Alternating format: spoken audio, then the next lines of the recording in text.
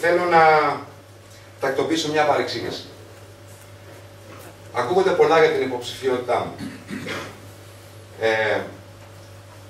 Αυτό που κυριαρχεί, και το λέω αυτό με γνώση γιατί το ακούω και εγώ ο ίδιος, είναι αυτό το θέμα σκοπέλου και γλώσσας.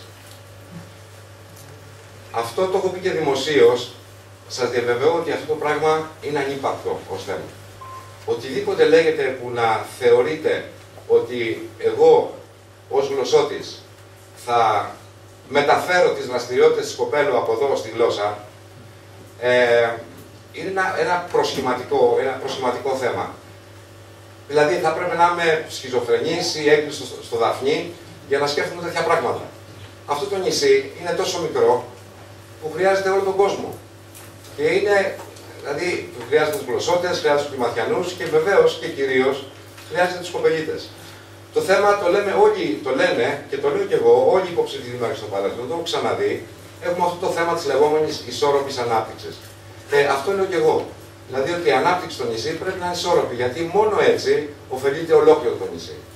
Επομένως, θα ήθελα εσείς που είστε εδώ να το μεταδώσετε αυτό αν είναι δυνατόν και στις καθημερινές κουβέντες που κάνετε με άλλους φίλους εδώ στο νησί, ότι μακριά από μένα τέτοιες σκέψεις.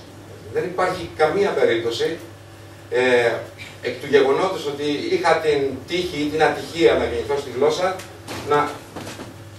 να μπω σε μια τέτοια λογική. Αυτή η λογική ούτε μου ταιριάζει, είναι τελείως λάθος, είναι αντιεπαγγελματική αν θέλετε και είναι και χαζή.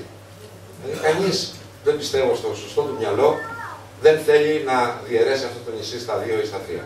Επομένως το θέμα είναι ανύπαρκτο, πρέπει να το πω έτσι δημοσίως και πραγματικά δεν θα ήθελα να το ξανακουβεντιάσω άλλη φορά, γιατί όντως και με στεναχωρεί και είναι και πραγματικά ένα ανύπαρκτο θέμα.